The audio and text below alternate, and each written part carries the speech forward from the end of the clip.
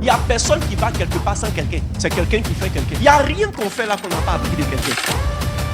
Le deuxième avantage des cellules sur le chrétien, c'est l'avantage émotionnel et relationnel. Psaume 133, verset 1. Il est agréable et doux pour des frères de demeurer ensemble. Les cellules favorisent la création de nouvelles relations. Voyez, il n'est pas bon que l'homme soit seul. Genèse 2, verset 18. Et ce n'est pas seulement dans la logique du mariage, c'est aussi dans la logique de la communion fraternelle. Un homme sans amis, sa vie sera misérable. Un homme sans famille, sa vie sera misérable. Un homme sans collègue, ta vie sera misérable. Tu as besoin des gens qui font la même chose que toi, qui parlent de la même chose que toi. Pourquoi est-ce que certaines personnes à un certain âge de maturité n'ont pas la maturité qui va avec?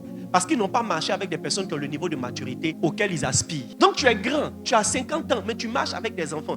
Ton cerveau va tourner comme le cerveau d'un enfant. C'est de l'humilité, c'est vrai, mais c'est une humilité dangereuse. Parce qu'il y a 3 types de relations qu'un homme normal doit avoir. Il y a les enfants, il y a les frères, il y a les pères. Si tu n'as pas ces 3 relations, tu ne seras pas équilibré. Les enfants, c'est quoi? C'est la preuve de ta maturité, le fruit de ta maturité. Les frères, c'est quoi? C'est le signe de ton humilité. Interagis avec tes frères. Et ce sont des connexions vitales pour toi. Et les pères, c'est des guides. Et c'est des bonnes. Donc, si tu n'as personne que tu regardes pour dire, moi aussi, j'ai enfanté. Parce que Adam a dit, moi aussi, j'ai enfanté un enfant selon mon image. Tu dois aussi te réjouir que, il y a quelqu'un qui va à l'église à cause de toi. Il y a quelqu'un qui a pris le travail que tu fais à cause de toi. Ça, c'est un enfant dans la vie professionnelle. Il y a quelqu'un à qui tu as appris le truc qui est en train de prospérer. Quand tu regardes ça, tu sais que toi aussi, il y a quelque chose de bon qui sort de toi. Maintenant, il y a ceux qu'on appelle les frères ou les amis. Les frères ou les amis sont les gens qui peut-être ont le même niveau que toi, mais qui font quelque chose de mieux que toi. Si tu n'as pas d'amis, tu es orgueilleux parce que tu es suffisant.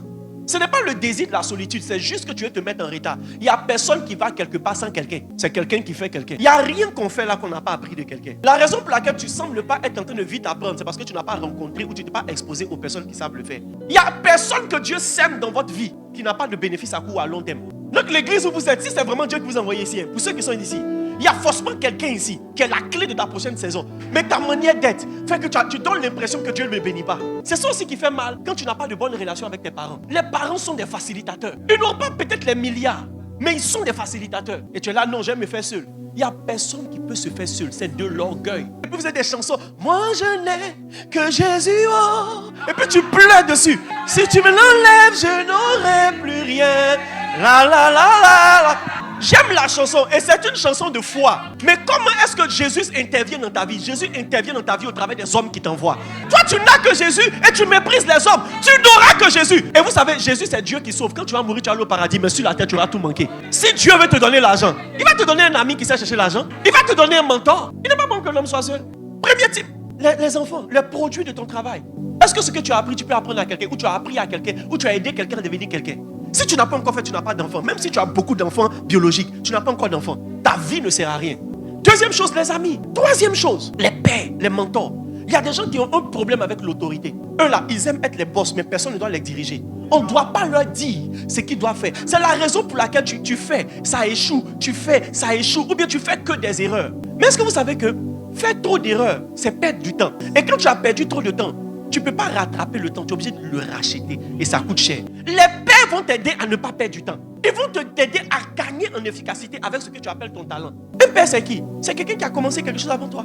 C'est quelqu'un qui est devenu quelqu'un avant que tu penses à devenir quelqu'un. Ou c'est quelqu'un qui est quelqu'un dans un domaine où tu n'es pas encore quelqu'un. Ne vous méprenez pas. Les pères ne sont pas un symbole de prospérité ou de total succès. Mais ils sont un succès dans un domaine où toi, tu as besoin de réussir. Donc quand tu minimises quelqu'un parce qu'il n'a pas l'argent, tu oublies que lui, sa sagesse va t'aider à passer des ponts. Il n'a pas l'argent, mais il a des hommes autour de lui. Et toi, tu as l'intelligence, mais tu n'as personne autour de toi. Et tous ceux qui ne marchent pas, toi, tu t'appelles jaloux. Ils ne sont pas jaloux, tu as un mauvais caractère. Mais il te faut un père parce que les amis ne peuvent pas toujours te dire la vérité. Il te faut quelqu'un qui va te regarder dans les yeux pour dire tu as un mauvais caractère, il faut changer sinon tu ne vas pas avancer. Et c'est là que j'ai un problème avec souvent les personnes âgées de mon église. Il y a certains qui sont très humbles, mais il y a des personnes qui se sentent adressées directement, soit par une prédication, par un conseil. Ils quittent l'église. Écoutez, je ne suis pas votre ami.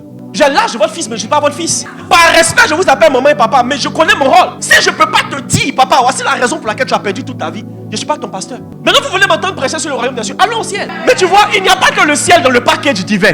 Il y a aussi la prospérité sur la terre. Même si tu as 80 ans, tu peux rentrer dans ton ministère comme Moïse. Il a fallu Jéthro pour introduire Moïse dans son ministère à 80 ans. Tu n'écoutes pas ça, tu n'écoutes pas ça. Non, non, les jeunes, ils aiment qu'on les blague.